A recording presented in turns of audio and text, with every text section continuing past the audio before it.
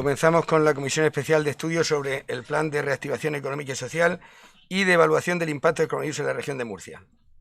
Hoy con la comparecencia en la comisión de don Francisco Coll Morales, coordinador de estudios de la Fundación Civismo.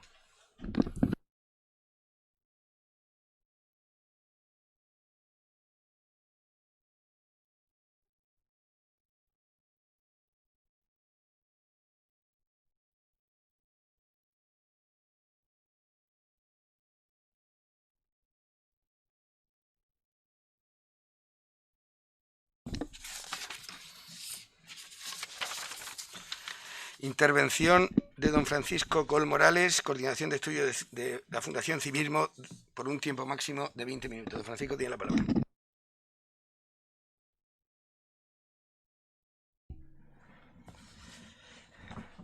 Muchas gracias, presidente. Muy buenos días. Un saludo a todos. Comparezco en esta comisión gustosamente, agradecido por la invitación a aquellos partidos políticos que solicitaron mi asistencia, de la misma forma que extiendo dicho agradecimiento a aquellos que hoy se personificaron para escuchar mis palabras.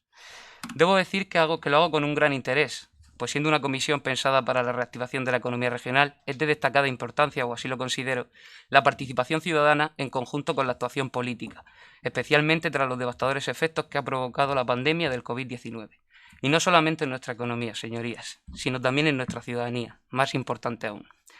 Espero que mi intervención sea de su interés, aunque dicha intervención incluya aspectos que puedan no ser de agrado, y no por el ataque que pueda suponer una comparecencia de un agente social con pensamientos objetivos y también subjetivos, sino por los datos que desgraciadamente recoge nuestra economía y deberían resaltarse sin ocultamientos ni florituras. Me gustaría acabar esta introducción no sin antes recordar mi solidaridad y mi afecto hacia todas las familias que han perdido seres queridos por culpa del virus, que hoy nos acontece, entre los cuales me incluyo. De la misma forma que, por supuesto, deseo mostrar mi reconocimiento especial como ciudadano a todos aquellos que han estado en primera línea para combatir el virus. En este sentido, un reconocimiento que particularizo, felicitando y reconociendo la labor de sanitarios, cuerpos y fuerzas de seguridad del Estado, emergencias, así como todos aquellos que han estado a pie de calle combatiendo la pandemia, entre los cuales incluyo a ustedes. Pero también, y de forma muy especial, quiero hacer referencia a esos otros héroes que están en la sombra, pero que han sido y son determinantes a la hora de recuperar una economía como la nuestra. En este sentido me estoy refiriendo a empresarios, autónomos, economistas, analistas, así como a todos aquellos profesionales que, no habiendo estado a pie de calle como los anteriormente citados, no han descansado desde el primer minuto para desarrollar una actividad esencial para combatir la pandemia. Una actividad que, de tener que haber prescindido de ella, nos habría llevado a una situación peor que la situación que ya de partida presentaba nuestra economía. Señorías, como estudioso de las ciencias económicas, es mi deber el presentar aquellos problemas que, tras el minucioso y riguroso análisis económico de coyuntura, encontramos en la economía española. Para ello es preciso conocer, como decimos, la situación que atraviesa nuestra economía, así como el reto que supone tener que enfrentar una crisis que, como la que hoy nos acontece, presenta unas dimensiones que no encuentran precedentes en nuestra historia reciente. Para ello he de decir que he estructurado dicha intervención en 5 bloques, los cuales resaltan bajo mi consideración 5 aspectos fundamentales que presenta la economía española, así como las medidas que también bajo mi consideración, y con ánimo de que sean de interés de los asistentes, creo o considero que necesita nuestra economía para, una vez se haya reactivado, pueda orientarse hacia un futuro esperanzador y sostenible. En primer lugar, hablaremos de indicadores. En segundo lugar, hablaremos del gran problema que viven las empresas españolas y su principal debilidad. En tercer lugar, abordaré el mercado laboral. En cuarto lugar, trataré la problemática de nuestro modelo productivo. Quinto y último lugar, trataremos aspectos resaltables sobre la deuda. Y, por último, añadiré junto a las respuestas algunas de las recomendaciones que debería adoptar el país, así como la región, para fortalecer la economía de cara al medio y largo plazo. Señorías, el futuro de la economía española, tal y como recogen los principales indicadores macroeconómicos que se han ido publicando a lo largo de estos meses, presenta hasta el momento más luces que sombras. Un futuro que, pese a cebarse con la economía española, se presenta en todas las economías del planeta. Pues aunque hablemos de situaciones desiguales, la contracción cosechada por las distintas economías, salvaguardando la magnitud de cada una, es generalizada. Sin embargo, y desgraciadamente para nuestro país, en estos indicadores se observa un claro descuelgue de la economía española en lo que a la recuperación del bloque comunitario europeo se refiere. Mientras las previsiones al inicio de la pandemia ofrecían pronósticos más optimistas, el deterioro contrastado en la gestión pública de una crisis sin precedentes ha acabado deteriorando la situación de la economía hasta tal punto que, atendiendo a los pronósticos que ofrecen los organismos multilaterales, España se muestra como la economía más dañada de toda la Unión Europea. mostrando una clara simetría en la recuperación en contraste con otras economías. En este sentido, el último indicador de relevancia que conocíamos fue el indicador compuesto publicado por la OCDE. En lo que respecta a este indicador, este presentaba para el conjunto de economías signos de recuperación que permitían anticipar una mejora de la economía en los próximos meses. Sin embargo, atendiendo a esa recuperación asimétrica, no se observa una recuperación generalizada, pues existen descuelgues que, como el de la economía española, dificultarán la recuperación, desgraciadamente. El objetivo de publicar y analizar estos indicadores, además de ser la razón por la que reciben dicho nombre, es el de adelantarse entre 6 y 12 meses al ciclo real. Para ello se trata de buscar tendencias de largo plazo en el índice, siendo el objetivo predecir puntos de inflexión en las distintas economías. Entrando en el análisis, mientras que la OCDE destaca un claro refuerzo de la mayoría de Estados miembros, mostrando una leve recuperación de casi todos ellos, la economía española no se encuentra dentro del club de países que ya muestran esos signos de recuperación y optimismo. Ni comparando las cifras que presenta España con las de la zona euro se puede extraer una lectura positiva para nuestro país, por desgracia. Pues en su contraste, hablamos de una caída que se sitúa muy por debajo de la media internacional, así como muy por debajo del conjunto de economías en la zona euro. Esto, como ya ocurrió en 2008, reabre esa brecha de la recuperación entre España y el conjunto de economías homólogas del bloque comunitario. Y es que hablamos de este indicador por la relevancia que éste posee, pero cabe decir que, por desgracia, de haber sido una selección aleatoria de indicadores, se habría observado una situación similar a la que aquí se recoge, pues ante unos indicadores que nos dejan a la cola de Europa, deberíamos comenzar a actuar ante el claro hundimiento económico que estamos experimentando. Enfocándonos en nuestro tejido productivo, señorías, debemos saber que esa falta de dinamismo que recoge la economía está ahogando a las empresas en el país, siendo estas el principal motor de crecimiento y creación de empleo en este. Esto, como recoge un informe del Banco de España, ha provocado la quiebra técnica del 25% de las empresas en el país. Este indicador, al igual que ocurre con el indicador compuesto, también debería preocuparnos. Y debería preocuparnos por el hecho de que recuperar la economía pasa por limitar, en la medida de lo posible, la pérdida de capacidad productiva, pues una destrucción de empresas con la consecuente pérdida de puestos de trabajo que esto conlleva, únicamente seguiría agravando una situación que ya antes de la crisis era bastante complicada. Y señorías, esto es muy preocupante, pues aunque los datos arrojen un 25%, las previsiones llevadas a cabo por el Banco de España, así como las nuestras, elevan esta cifra hasta casi el 30%, en el caso, especialmente, de que la situación extraordinaria se alargue en el tiempo. Y es que, como clarificó la OCDE, ante nuevos rebrotes que obligasen a confinar nuevamente la economía española, el deterioro previsto sitúa a nuestra economía como la más potencialmente dañada del conjunto de países que integran el organismo. Todo ello debido a una gestión que puede quedar en entredicho, así como la vulnerabilidad de unas empresas que, atendiendo a su tamaño y la dimensión del tejido productivo, adolece de muchas carencias. Señorías, debemos ser conscientes de que España cuenta con un tejido productivo muy poco dimensionado en el contraste con las empresas europeas. El tejido empresarial español se compone en casi su totalidad de pequeñas empresas. Para hacernos una idea de lo que comentamos, el 99,9% del tejido empresarial son pymes, de las cuales el 89% cuenta con 10 o menos empleados. Esto hace que sus recursos, además de ser potencialmente inferiores, sean mucho más limitados, pues con estructuras empresariales tan poco dimensionadas, la vulnerabilidad de estas crece en tanto en cuanto lo hacen los daños de la pandemia. Para hacernos una idea de los recursos con los que cuenta la empresa española, debemos saber que, atendiendo al criterio de caja, estamos ante unas empresas que cuentan, en el mejor de los casos, con una caja media de entre 55 y 60 días. Es decir, la relación de días que puede aguantar una empresa de media en España con sus costes fijos sin recibir estos ingresos no supera los 60 días. Teniendo en cuenta un confinamiento que ha sido superior a los 100 días, podemos hacer el cálculo y hacernos una idea de lo comentado. A su vez, atendiendo a los ratios de liquidez, aprovechando que tanto se ha discutido la necesidad de inyectar liquidez en estas empresas para sortear los efectos del COVID, hablamos de que las empresas españolas, en un cómputo total de la liquidez empresarial a nivel europeo, cuentan con el 3% de la liquidez empresarial. Esto, en contraste con economías como la vecina Francia, por ejemplo, ella cuenta con el 20%. Esto muestra pues esa posición colista de España en el ranking europeo de liquidez empresarial. Tan importante es lo comentado, señorías, que debido a esa vulnerabilidad, la crisis pasada, la de 2008, llevó a las empresas españolas, a estas pymes, a atribuirse la destrucción de más del 94% de empleo destruido, pues únicamente el 6% fue destruido por la gran empresa. Y es que el resultado de tener un tejido empresarial compuesto por microempresas, más vulnerables ante las recesiones que vive el país, nos llevó a tener también una mayor destrucción de empleo que otros países con un tejido empresarial compuesto por un mayor número de grandes empresas. Y es que tras la analítica, pocas razones quedan para seguir apostando por un tejido empresarial de escasas dimensiones. Para ello debemos centralizar la inversión en consolidar y dimensionar nuestro tejido empresarial, así como facilitar su crecimiento, cosa que en estos momentos considero que no se está haciendo. Poseer un tejido empresarial tan vulnerable se ha convertido en un problema perpetuo para la economía española. Pues aunque el COVID pase de largo, dicha vulnerabilidad queda recogida en todos los shocks que han sucumbido a nuestra economía. Por esta razón, de no reforzar nuestro tejido empresarial y apostar por aumentar su dimensión, la economía española está condenada a sufrir una mayor pérdida de capacidad productiva con la consecuente pérdida de empleo que esto conlleva, dificultando, eso sí, la recuperación económica futura que tanto precisa el país y su ciudadanía. Pasando ya al apartado del empleo y dados los catastróficos pronósticos que se ofrecen, debemos saber que cuando las empresas sufren, el empleo se fuma, y esto no es un dogma como tantos otros. Para ello, hemos analizado junto al informe que realizaba BBVA Research la situación que atraviesa el mercado laboral español ante los efectos ocasionados por una crisis como esta. Este informe, entre otras conclusiones, arroja de nuevo más pesimismo para la economía española que para otras economías. Un pesimismo que se materializa por esta situación en la que España se presenta como la economía más dañada por el COVID. Unos daños que han llevado a la economía española a destruir cerca de 1 millón de empleos durante los meses de febrero y mayo. Datos que en el contraste sitúan a la economía española, otra vez, como la economía que más empleo ha destruido durante esta crisis. Señorías, con estas cifras, España se posiciona otra vez como el país que más empleo destruye de toda la Unión Europea.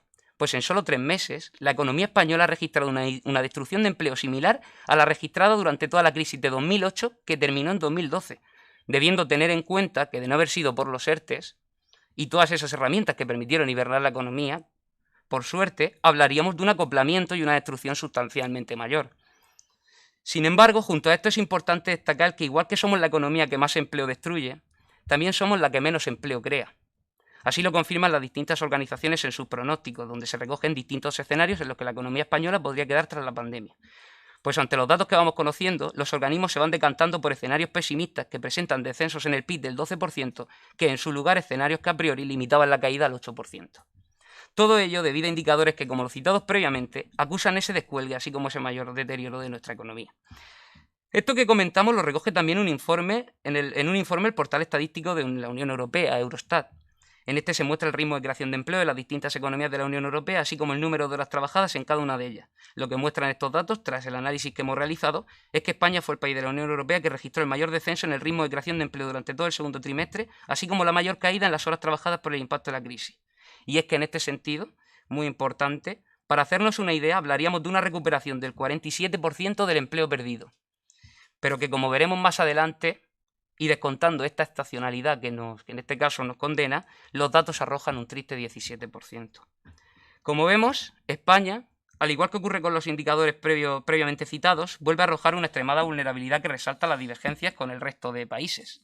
Unas divergencias que se centran en un mercado laboral que, atendiendo a las particularidades de este, como muestra su análisis en la ley de Okun, presenta una manifiesta necesidad de adoptar cambios que se alejen de esa rigidez que en 2008, consideramos, podría haber incrementado los despidos en hasta 1,5 millones de personas. Esto, tras conocer el último registro de empleo juvenil que sitúa a España con un 41,7% como el país europeo con mayor tasa de paro juvenil, así como el hecho de haber entrado en esta crisis con un paro estructural del 14%, que nos sitúa como una de las economías con más paro de Europa, nos obliga a adoptar reformas para con ello arreglar un mercado laboral que, a la luz de los datos, se muestra incapaz de relanzar nuestra economía. No obstante, antes de acabar con este punto, es importante aclarar que, atendiendo a la ley de Okun comentada, que es una ratio que relaciona crecimiento y empleo, España en todos sus territorios presenta una dificultad agregada que no presenta en el resto de economías.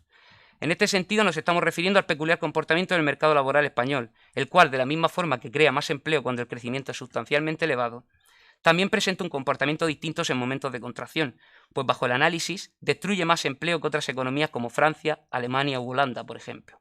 Esto se debe a varios factores, entre los que destacamos pues el perfil del empresario español, más en este caso más averso al riesgo, la rigidez de nuestro mercado laboral, así como la elevada temporalidad en el empleo, debido al predominio de sectores muy estacionales como el turismo, por ejemplo. Así, la economía española se enfrenta a un escenario bastante complicado. Las previsiones que arroja el Banco de España hablan de una tasa de desempleo que podría llegar a alcanzar el 25%, una situación en la que se precisa de consenso político con el objetivo de adoptar dichos cambios y relanzar nuestro mercado de trabajo. Dicho esto, debemos comentar un aspecto relevante que no hemos citado, como es la problemática del modelo productivo español, encontrándose aquí un problema que de la misma forma concierne a la región de Murcia. Señorías, la recuperación de la economía española, debiendo quedar esto muy claro, pasa por crear empleo, así como por mantener, en la medida de lo posible, nuestra capacidad productiva para cuando salgamos de esta crisis podamos reactivarla. El Gobierno de España, en colaboración con patronal y sindicatos, así como oposición, puso en marcha mecanismos como los ERTEs, herramientas que permitieron la adaptación de las empresas en nuestro país, capacitándolas para suspender la contratación de sus empleados e hibernar, por así decirlo, el empleo que de éste dependía. Todo ello con el fin de no descapitalizarse, dada la escasa capacidad en materia de recursos de las empresas españolas, así como la incapacidad de abrir los negocios ante las medidas de distanciamiento social que así lo impedían. A su vez, dicha herramienta, al contar con el apoyo del Estado y la asunción de gastos por su parte, permitía que los empleados que se encontraban confinados no perdieran su empleo. Esto, bajo el análisis realizado por la Fundación Productivismo, produjo un desacoplamiento entre la evolución económica y la destrucción de empleo. Teniendo en cuenta la contracción que vivía el PIB durante el segundo trimestre, el empleo muestra ese claro desacoplamiento que quedaría justificado por la presencia de estas herramientas. Pues de no haberse aplicado hablaríamos de una destrucción de empleo sustancialmente mayor, como hemos dicho. Una muestra más de cómo la flexibilización del mercado laboral que ha aplicado el Gobierno de España esta vez, al igual que ocurrió en 2008, permite contener la destrucción de empleo. Sin embargo, debemos destacar ese aspecto relevante que, atendiendo a la economía española, incluyendo aquí a la murciana, no debería pasarse por alto. De acuerdo con los pronósticos ofrecidos, la economía española podría comenzar a recuperar su dinamismo durante el próximo ejercicio. Los citados hasta la fecha concluyen con una recuperación de la economía que dará comienzo en el tercer trimestre del año. La disipación de dichas medidas en aras de favorecer la reactivación económica y con ello la recuperación han permitido la reapertura de la industria, los sectores cualificados así como otros sectores que se encontraban paralizados, con esto permitiendo que dicha situación se produzca y veamos un mayor dinamismo durante ese penúltimo trimestre del año. No obstante, y como hizo alusión el presidente del Gobierno de España, nuestro país presenta muchos otros sectores que requieren de proximidad, los cuales encuentran dificultades en una recuperación que para estos se prevé en años futuros, por desgracia. Tal es el grado que, atendiendo a las cifras que da la Organización Mundial del Turismo, por ejemplo, en sus proyecciones, el sector podría no recuperar sus niveles previos hasta el año 2024. Y es que pese a que la disipación de estas medidas ha permitido la reapertura de sectores tan destacados como la industria, muchos compañeros economistas olvidan que están hablando de un sector que representa, en el mejor de los casos, el 16% del PIB. Pues pese a su mayor contribución en materia de empleo, es un sector, entre otros sectores, que de igual forma contribuyen al PIB español. En este sentido, sectores como puede ser el sector turístico, así como muchos otros, los cuales con una contribución cercana al 15% del PIB, 25% del PIB si tenemos en cuenta la contribución de los servicios auxiliares, se han visto en la obligación de que, por ser negocios que requieren de dicha proximidad, como dijo el presidente, quedarse estancados a la espera de que el virus comience a dejar de ser una amenaza social. Para definir esta drástica situación, la revista The Economist publicaba un artículo en el que la denominó como la economía del 90%. Esto se debe a que la recuperación está siendo completamente asimétrica, como vemos también entre sectores. Una recuperación a lo que otros denominan recuperación en forma de K. Y es que si algo nos muestra esto, como decía el profesor Miguel Sebastián, es que nos hemos empeñado en convivir con un virus con el que no se puede convivir. En ocasiones olvidamos que todo lo aplicado hasta el momento no son más que medidas para amortiguar el golpe, pero no, por desgracia, para recuperar nuestra economía. Pues como se muestra y pese a las medidas, la no reactivación y las amenazas que impiden la proximidad están llevando a aquellas empresas que operan en dicho sector a tener que extinguir el empleo o cerrar sus empresas. De esta forma, no pudiendo valerse de dichas medidas temporales ante la extrema incertidumbre que se presenta, así como esa incapacidad de saber a ciencia cierta cuándo se recuperará la normalidad previa. Dicha situación, teniendo en cuenta la inyección de recursos, ha motivado a muchos economistas a animar a los países que contemplen, entre otras cosas, el refuerzo de los distintos modelos productivos y la diversificación de estos para situaciones futuras que podrían darse de forma similar. Sin embargo, teniendo en cuenta la situación, dichos ánimos, pese a que se basen en recomendaciones óptimas y que podrían servir como medidas planteadas en un mayor horizonte temporal medio-largo plazo, no son la solución para recuperar la economía en el corto plazo, así como hacerlo en su totalidad. Señorías, la economía del 90% es un hecho que solo encontrará consuelo en la extinción de la mayor amenaza conocida hasta el momento, el virus. De no disiparse el virus, la recuperación económica es una utopía que, por desgracia, ni en la cabeza de los economistas más optimistas del planeta podría materializarse como es debido. Por lo tanto, debemos ser conscientes de que, pese a recuperar parte de la economía, España, así como la región de Murcia, presenta ese problema agregado. La fuerte dependencia del sector turístico nos obliga a prestar atención a sectores tan importantes como el citado. Por esta razón, esa recuperación que nos llega, como recogen los indicadores y de acuerdo a nuestros estudios, se atribuye a esa dependencia comentada. Tanto es así que, basándonos en nuestros análisis, y este dato considero muy importante, el 57% de la contracción prevista a final de año para la economía española quedaría justificado por la caída de dicho sector únicamente. Las cifras son muy reveladoras. Por ello, creo que debemos ser conscientes y activar mecanismos para garantizar el funcionamiento de nuestro sector turístico, pues ningunear un sector en el que la economía española se posiciona como líder en solitario a nivel global, habiendo la Organización Mundial del Turismo situado su sede en nuestro país incluso, por muy prometedora que pueda ser dicha transición en el modelo productivo, que también es necesaria, es un error que solo un necio podría cometer. Para acabar, conviene resaltar el problema de la deuda y sus efectos en la economía. Atendiendo a los principales estudios en materia de deuda realizados por el FMI, contar con una economía endeudada precisamente no ayuda a la economía española a recuperarse. En este sentido, y como concluyen nuestros estudios al respecto, aquellos territorios que presentan un mayor nivel de endeudamiento público, a su vez crecen menos a largo plazo, especialmente en aquellos casos en los que dicha deuda supera unos determinados umbrales. Dejando de lado aspectos técnicos de dicho informe concluye con que los estímulos económicos aplicables a través de un aumento de deuda pública dejan de tener efecto en el corto plazo a partir de una ratio de deuda pública de entre el 60 y el 70% del PIB.